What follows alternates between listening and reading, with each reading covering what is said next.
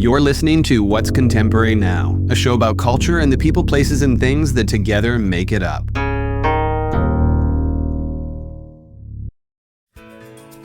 Remember last year's amazing trip? That cute first birthday party? All those photos, all those memories can be freed from your phone with a Shutterfly photo book. Rediscover and share your favorite moments with those you love. You'll be amazed how easy it is to make a photo book with Shutterfly and enjoy it for years to come. Get 40% off orders over $29 with code POD40 at Shutterfly.com and make something that means something. If you weren't already familiar with Lauren Sherman through her time spent at places like Fashionista or Business of Fashion, then you've certainly discovered her through Puck's twice-weekly newsletter, The Line Sheet. Her intel has been the topic of conversation over cocktails, and her almost anti-pedantic tonality has fast become the guilty pleasure of anyone that's tired of reading the dystopian discourse offered up by your latest MBA. While fashion journalism has become a questionable vocation due to its wavering ability to remain a potentially lucrative career, Lauren is giving us many a reason to believe otherwise. Today we do the thing and sip the tea, which, as we know, she generally prefers to serve hot.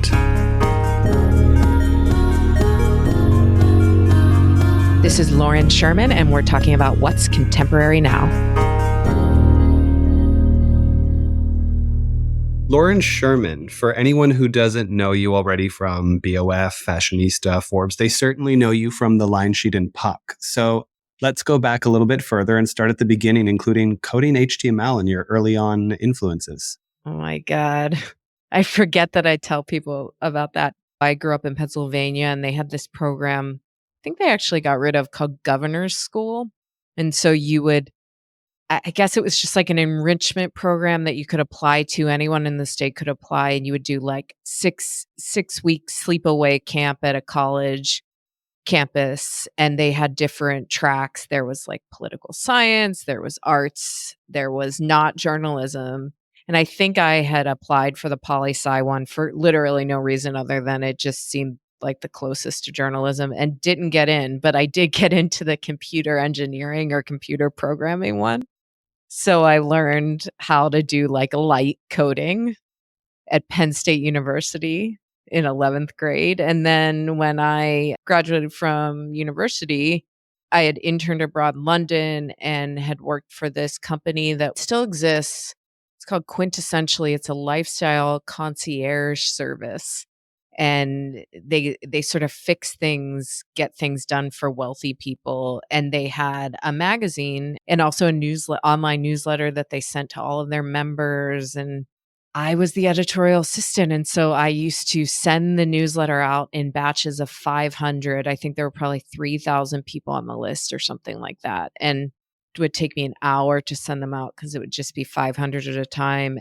I would have to do like all the light coding of the newsletter. And that was a huge reason they gave me the job, because I could sort of write, I could sort of do a little graphic design, and I could also sort of code. I never learned Ruby on Rails or any of the real stuff, though.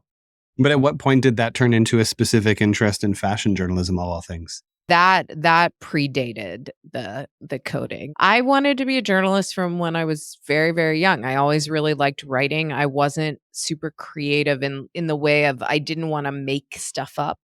And I was very into watching news shows on television. And then at the same time, on like a different track, I was also developing an interest really early in fashion and started reading fashion magazines pretty early. My mom let me get Sassy magazine when I was like 9 or 10 because she said, "Oh, it's a feminist magazine. It's okay. It's all right for you to look at this." And it really helped me develop my sense of style, and also made me realize that that was like a job people could have. I was also obsessed as I became a teenager with Harper's Bazaar. The editor then was this woman, Liz Tilberis, and the images she made. Yeah. And the images that they created are just, they're burned in the brains of every fashion industry person of the last 30 years. And I actually just interviewed Jane Pratt from my podcast, and I said to her, like, Jane Pratt, who was the editor of Sassy when I started reading it, and Liz Tilberis, editor of Harper's Bazaar when I started reading it, the two of them together really influenced me. They influenced my taste, my interest, but also like my desire to be a journalist. And early in high school, I started reading W Magazine and just realized, oh, there's a world where you can like cover the collections and go to Paris and have a Chanel bag and all that stuff. And so I wanted to be a fashion journalist, and the business journalist part of it, I did not expect. But that's where my openness to sort of just getting in any way I could.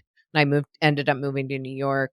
I landed a job at Forbes.com, which was like a very robust offshoot of Forbes magazine. And I started writing for them about all sorts of things, but really tried to make my focus fashion. Got to write some fun stuff for the magazine when I was there as well. But the business thing, I thought I'd stay at Forbes. I just took the job because it was health insurance and they wanted me, but it ended up, I was there for 4 years and it really ended up shaping my career. And I realized pretty quickly that the business it was developing so rapidly at that point. Like I got there at the end of 2005, and that's when LVMH and Kering were really forming and consolidating, and China was blowing up and becoming a huge revenue stream for them. And so I started covering the business when the business became a real business. Like The Kingdom of Dreams, right? That documentary that sort of covers that time.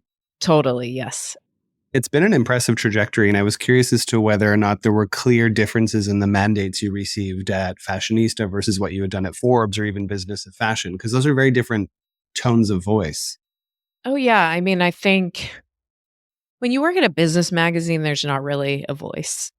There is at Forbes, there was a little, like their whole thing was, when I worked there at least, it was we were the theater critics of business. So you weren't allowed to quote analysts. It was very much like you could call them and learn, but you had to be the one with a point of view. And then going into Fashionista, similarly, I mean, that was the heyday of blogging in its purest form. And again, like I was used to calling people and having 3 sources at least on every story, if not more, sometimes 8 or 9. And I get to this place where I'm sometimes producing 10 posts a day. And I was like, oh, I can't pick up the phone every single time anymore. I really have to just like have my own idea about what this means. And so the training at Forbes to write with authority actually did help at Fashionista, which was like a much more fun, young, silly voice. And then Business of Fashion was very formal, much more formal than I am naturally. The interesting thing about BOF is the guys who run it, they didn't come from journalism.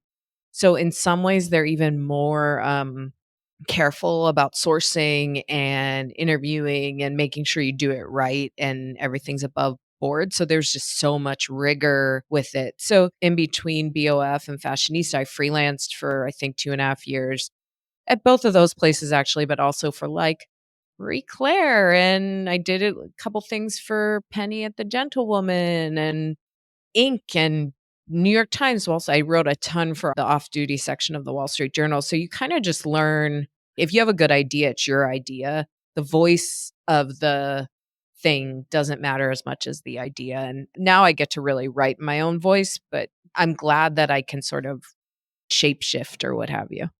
That doesn't seem easy. I would say it's not always easy. That's for sure. Yeah. I would say it's harder when the tone is not something that you think sounds good. Yeah. So like the person, Mino Mystery, who edited me at the Wall Street Journal, she was a heavy rewriter. And I think that's because she's a writer. But she's a good writer. So like I didn't push back on it. It sounded good. It didn't sound like me, but it sounded good. And I think for me, the tough times are when it would be like, oh, this person is not good. And a lot of times people edit for editing's sake, and that is not helpful because there's an editing crisis in our culture overall, but it's hard to be an editor. You really have to take your ego out of it. I think of this as a job, and it's never been about it being my craft. And I think that has allowed me to sort of let things go. You've talked about the kind of fragmentation of media, or rather the great departure from conglomerates and a move towards more independent publishing, be that a company like Puck or the new abundance of podcasts. But can we talk a little bit about that experience? Because obviously, I would imagine working at Puck and having the freedom you have with things like the line sheet and your own show is a very different experience than perhaps what you had done at Business of Fashion, for example. Yeah, for sure. I mean, BOF is also a startup, and I'm definitely attracted to startup life. I find it more comfortable. I don't like working at legacy institutions where they're laying people off every 6 months because your value is less clear. At a startup, your value is very clear. A, you get to do a lot more, and B, you can see your sort of ROI coming to fruition. And for me, I'm a big sort of media junkie, I guess you could say.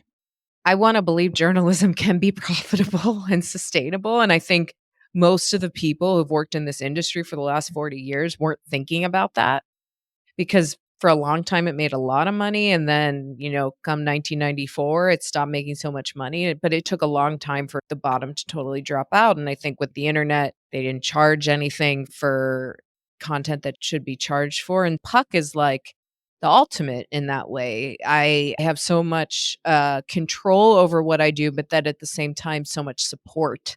So it's like, yes, go run, do what you want, but we're also going to be there to help you make sure it's successful, and that feels, like, extremely liberating, and I just feel super lucky.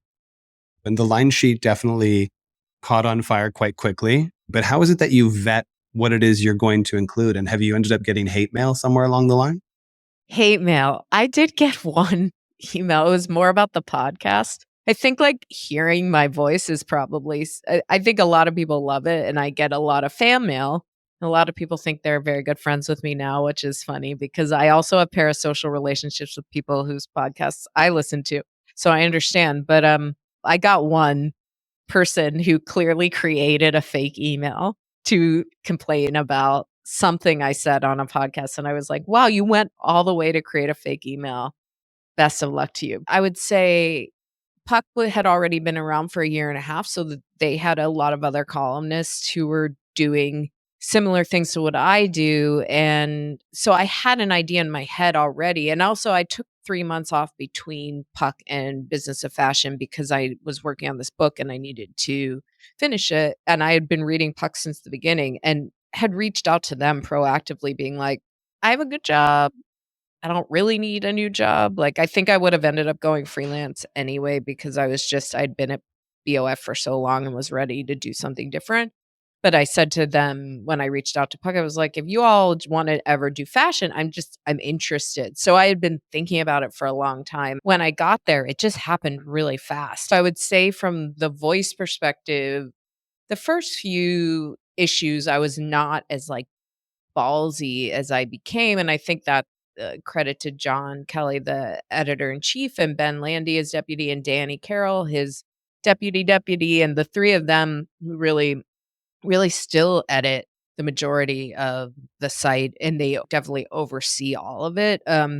They encouraged me. I remember John saying something like, "You mention your kid. Mention your kid if you want to. Like, don't be afraid to do that." And so what I ended up doing was taking the sort of years of reporting that I was able to build and then applying that to almost the voice that I used at Fashionista.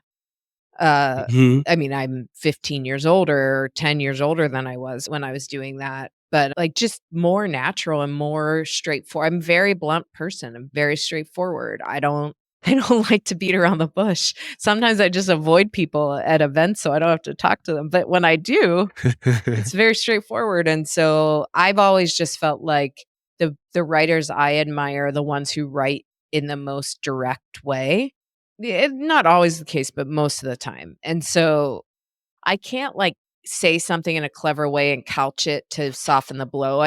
I'm not skilled in that way. There are writers who are, but it's just not my thing. I've always felt like there's been too much filler. And this is not just in fashion. This happens at business magazines, this happens at general interest publications.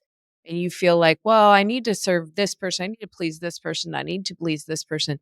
That doesn't work in media anymore. Like, you need to have a point of view and you need to tell people what they actually need to know. Sometimes it's funny, I'll get an email saying, I don't care about your Condé Nast coverage. And then there's one person in particular who I don't know if she'll ever listen to this. She's always like, I don't really care about your Condé Nast coverage. And then 2 weeks later, she's like, guess what I heard about what's happening on the sales team at Condé Nast? And it's like, oh, you don't care, and yet you're feeding the information. I try to plan ahead for bigger stories, but sometimes it just doesn't work out like that. And I just sort of I always say follow the money or just follow the reporting. I let the reporting take me where to go. And, there have been a couple weeks where I felt like, oh, we've been just writing about this way too much, like a certain topic. Cause at Puck, we really just we keep returning to the same things. It's very iterative. It's like step by step reporting instead of building it up and dumping one story. The building it up are the stories. So I have to every week prioritize what I think is important to me. Mm-hmm. And so far, I think just because I've been in this industry for so long and I am in it, we cover it and you have an arm's length, but you're also in it.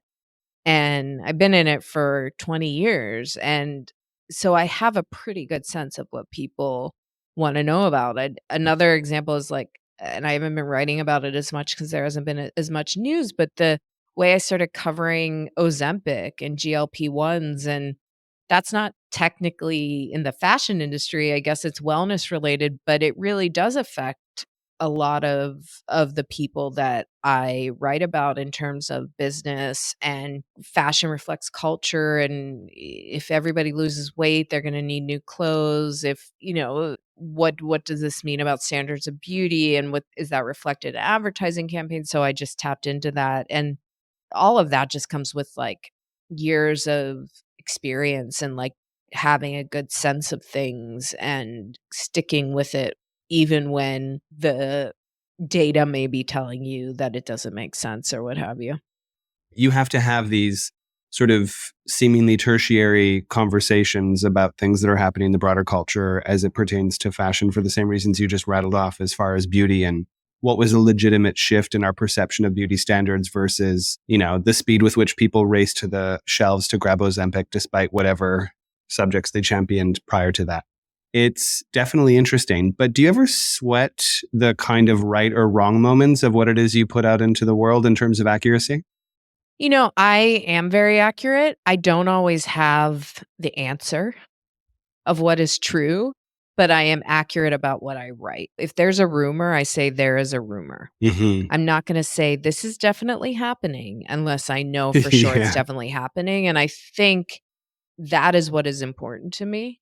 There's so much that's said behind the scenes in fashion, and sometimes a rumor can be completely untrue, but like Mm-hmm. tell a lot about what is happening within the industry. What's important to me is to be very clear and transparent about what I do know and what I don't know. So that Mm-hmm. is the change in the way this works. Like prior to, 2022, you don't write about something until you get the definite confirmation from the brand Mm-hmm. who basically allows you to write about it. It doesn't work like that anymore. That brings us to a really relevant subject, which is, of course, the struggles in the luxury sector, be it the waning earnings or the questionable practices around production quality, bloated profit margins. What are your thoughts on that landscape at the present moment, since it's clearly something you speak to? Yeah. So I think that people are really focused on these macro issues and just China's not doing well generally, and that it's going to be fine and everything's going to go back to normal. And I do think everything's going to be fine, but I think that they're missing the point. Luxury has been consolidating for the last 20 years, when the sort of trajectory of a consolidation is eventually, once there's no more consolidation to happen, then there is decline. And the thing about luxury goods is they have become commodity. And that is not good because they're very expensive. And even if you're really rich, like for a few years, especially during COVID when they didn't have anything else to do, people were spending at these big brands like they were Zara. They would just buy one new thing a week. The problem is their closets are full now and they have other things to spend their money on. And the companies got lazy.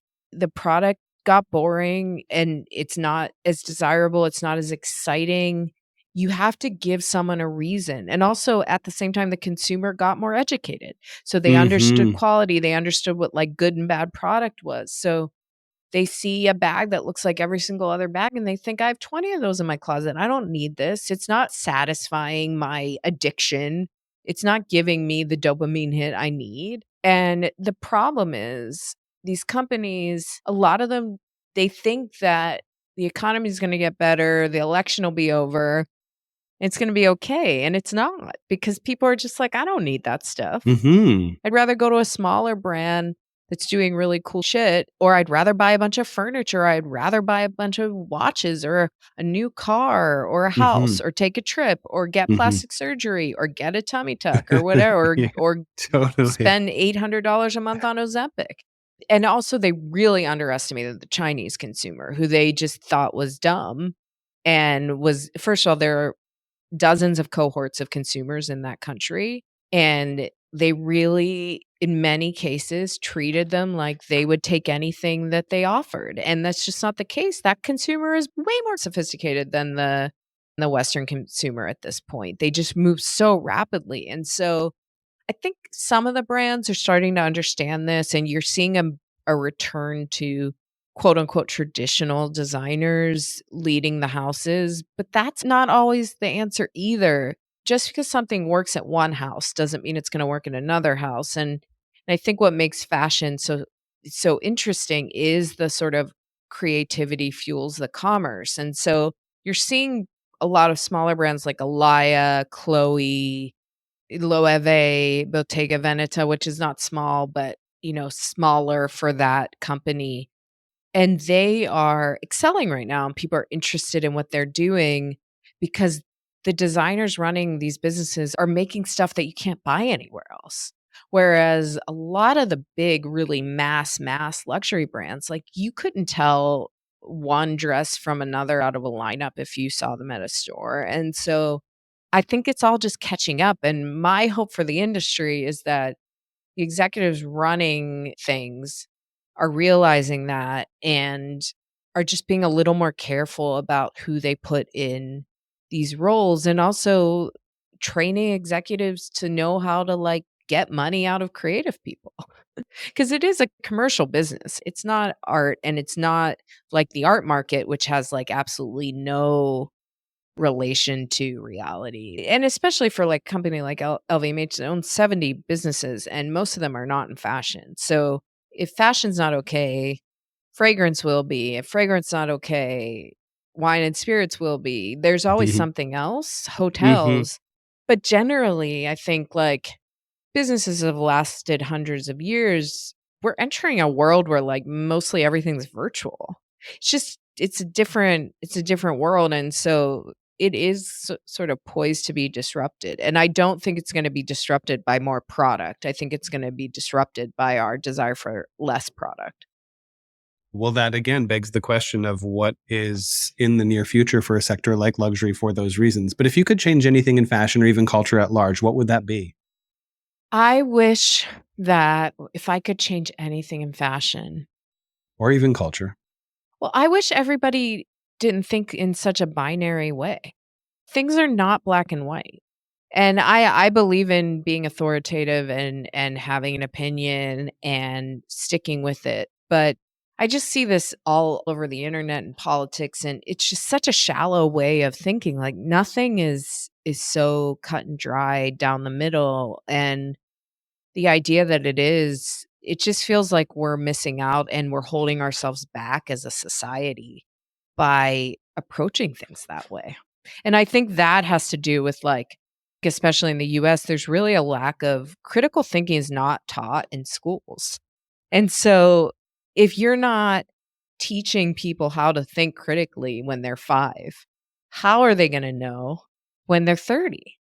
And so that to me is like the biggest challenge in our education system. Is like there is no critical reading, there's no critical thinking. Like I grew up in working class Pittsburgh around a lot of people who when I was in first grade voted for Michael Dukakis, and today are going to vote for Donald Trump. And I think like, why did that happen? And a big reason is they were never taught how to like form an opinion that brought a lot of different factors in. And I think that that is evidenced in every industry, and fashion is a big part of it. Like, people just do what everyone else is doing, or they think something's bad or something's good when the reality is, like, you'll read even this week with these LVMH headlines. It's like the industry is basically going to die, is what all the headlines are saying. It's like, no, don't. Yeah. I know that I understand. I know how to write a headline. This is not how you should be communicating it. You can still do a clicky headline without saying that. But people don't have the skills to be able to. And I think that's like, it's a big issue for our society. I think there's nothing more relevant than the conversation you just brought up, which is the sort of plague of that binary thinking. And in our episode Yeah. with Robin Gavon, she actually brought that up in her response to the namesake question of what is contemporary. And that was being more comfortable in the gray, which sent me on Yeah. my own rabbit hole sort of research around gray spaces. And the truth is really in the gray, because conflict, political divide, the absence of critical thinking, whatever, seems to miss that fact. I have to listen to Robin's episode, but she's a great example of someone who has been really inspiring to me in my career, not because like I'd say we often disagree. We'd never have the same point of view. Actually, once we did, and it really inspired me. We both went to this Ralph Lauren show, and I didn't give it a good review, Mhm. but her headline was just like, "Do you think this is cool?" Question mark. And I remember thinking, man, she nailed it. You didn't have to read the rest of it. Like, you knew exactly what she was thinking. I always like to read her take on things because I know it's not going to be a hot take.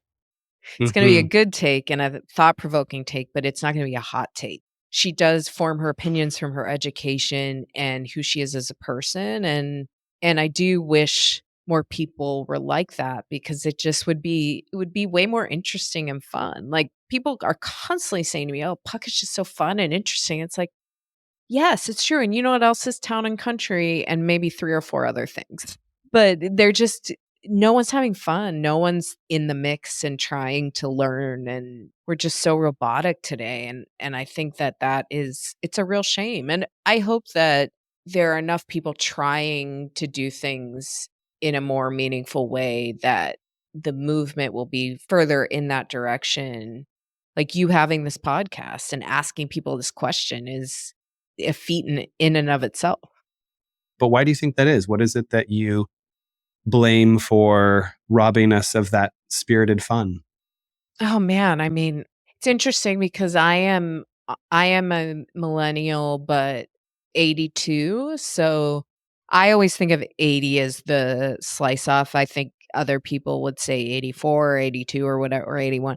But to me, I'm still like, I'm definitely a millennial. I'm not like afraid to make money. I'm not afraid of selling out, but I remember, like, I Yeah. grew up watching and reading all of the things that everyone 10 years older than me was watching and reading, because I wanted to be cool and mature and like Spike Jones era people.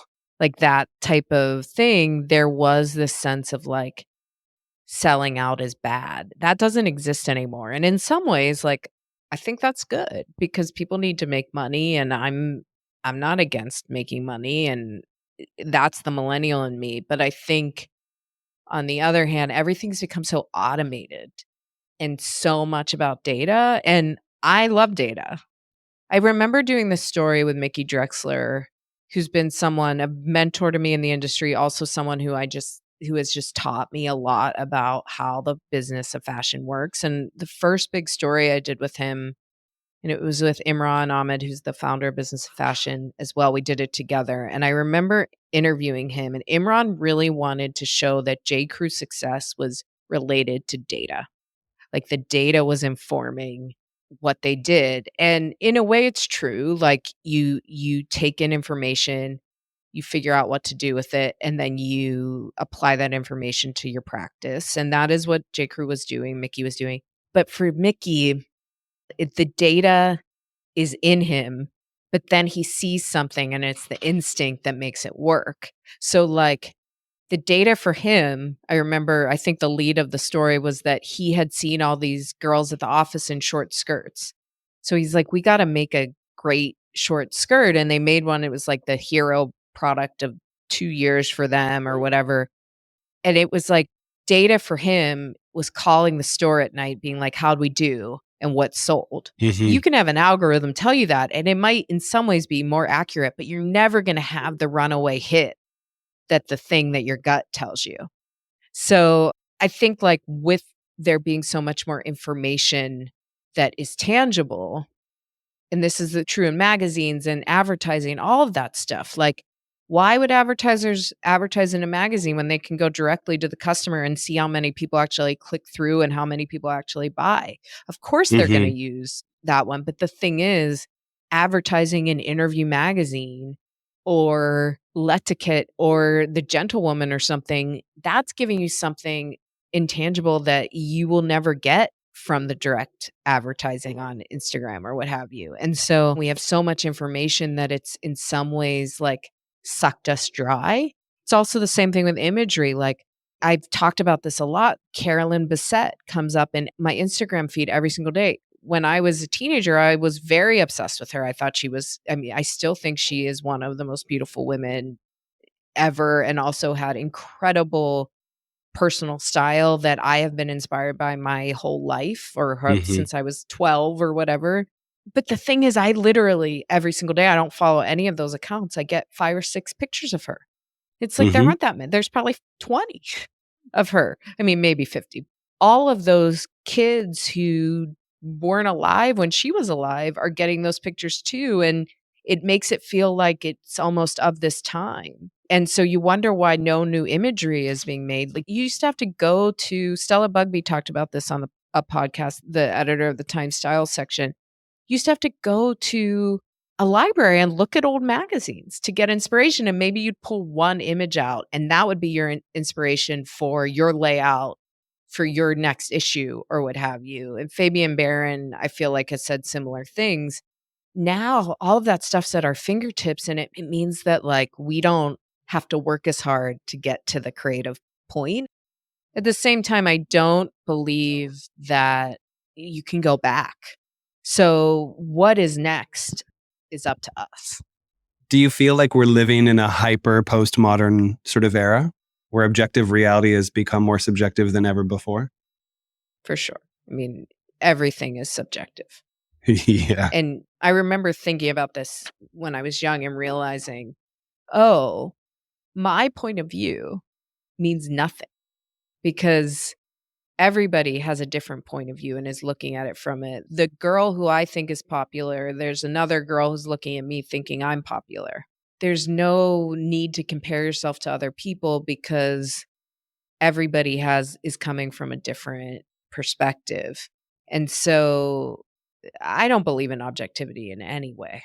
And I think that like people who claim that exists, I think you should strive for it, but you Hmm. have to also know that it's not a real thing. You have to be like honest with yourself about it. I love that. To be honest, you're giving me a series of pleasant surprises. I love where we're going with this. It's a bit of a jump, but Yeah. something that you've said multiple times before that I found very interesting, given the nature of your job and the spaces that you occupy, is that you're actually an introvert, which I would never guess. So, can you kind of elaborate on how that works? Yeah. So I've been thinking about this a lot actually, because I'd say post COVID, I've been much more extroverted and much more out and about. I can be shy, like in a big group of people. It's one of the reasons I became a journalist. And I think a lot of journalists do. It's not that you want to torture yourself, but I am forced to talk to people. So, like, if I didn't do this for my job, the great example is when I first had a kid, I took him to a music class. I definitely was driven to do a music class when he was like 3 weeks old because I was like, I got to get out and I got to have things to do. But when I got to the music class, I didn't talk to anybody. I ended up making a good friend, but she came up to me. And I also wrote this book. So I've been doing tons of interviews with my co author. And I would say, I'm fine interviewing people all day, but like having to put myself out there again and again and again, I find emotionally exhausting. And like being around a lot of people in big spaces, I'm much better like one on one or with like 2 or 3 or 5 other people. Feel like that's where I perform the best or what have you. So pre-COVID, I was just exhausted. Like I just felt like I was putting all this energy into the world, meeting with so many people, talking to so many people, and it wasn't giving me energy. Like some people draw energy from talking to other people. I felt like I was being drained every single day. I was going home and just totally dead. During COVID and having that time of isolation was actually amazing for me because I felt like I recharged. The last couple of years in coming out of it and having this new job where I am once again like interacting with a lot of people, I've realized that I do enjoy it to an extent, but it is a matter of like, am I there because I'm there for my job? Am I there because they want something from me? It's like whether or not the energy is being drawn from me or I'm putting it out. There were times pre-COVID that like I would be happy to go 2 days and not talk to anybody. I don't feel that way anymore. So the whole idea of like introvert, extrovert, I actually do think a lot of writers are very introverted. But I think what I've realized about myself during this time is I have become more extroverted in the last couple of years, and B, it's about the distribution of the energy. So I can give a lot. Like I can go out and ask and ask and ask and ask questions and ask questions. And like I did a call this morning with the source and I felt really energized from it. The harder thing for me is when people are calling me and asking me questions. What kind of advice do you have for people that are thinking about moving into your role? Don't give up on it, that you can succeed and you can make money. And I would say the one thing about the making money bit, one thing that very early in my career, someone said to me was like, how do you keep a career in this business? You just like don't leave because so many people escape for something easier. But I think the other thing is journalists tend to not really want to worry about how the money is going to get made. And I think that is too bad because that's part of it. Like, this isn't a nonprofit. I think maybe because of the way I grew up, I'm not entitled. I don't feel entitled to any of this. I feel like I earned it and I worked really hard and I was pretty lucky. And I have like had a lot, as my therapist says, you've had a lot of gifts in your life. Like I've had like a very abundant life. A lot of really good things have happened to me, a lot of bad things too, but generally good. And I don't take it for granted. And I also have done everything in my power to make it happen. And part of that has been like making sure I got paid.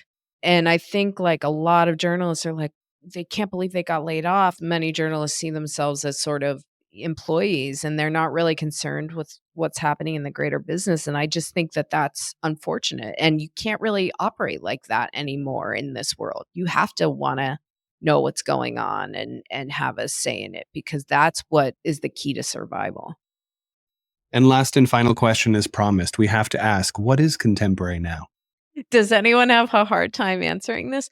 Funnily enough, almost everybody does, which is comical given that it's the most anticipated question. Yeah, I didn't think about it. I should have. I think what's contemporary now is being specific and understanding we live in such a fragmented culture. So to succeed, you have to really understand what's right for you and do what's right for you.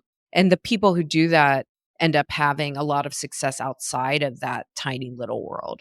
But you have to understand who you are and what you're capable of and what your gifts are in order to kind of reach more people. Whereas I think in the past, the idea was like to tailor yourself to the broader mission. And now, because of the way we live, it's about like nailing the specific, and then that becomes more universal.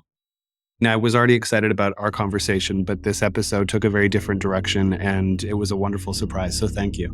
Yeah, of course. I hope I didn't ramble too much, but that's who I am. You have a lot of really valuable things to say, and I don't think they're all obvious, which is always a nice surprise. Well, thank you for having me. It's a real pleasure, and I appreciate your interest in me. Thanks for tuning in to this episode of What's Contemporary Now. A special thanks to our producer, Sasha Grinblatt. Audio post-production by Chase Coughlin with original theme music by Joseph Topp-Miller and Chase Coughlin of The Black Soft. And visual design by Aaron Meager and Graham Prentice. Subscribe now to be the first to catch new episodes each week, and if you've enjoyed listening, we'd love to hear from you. Leave us a review and let us know your thoughts. Your feedback helps us improve and reach more listeners like you.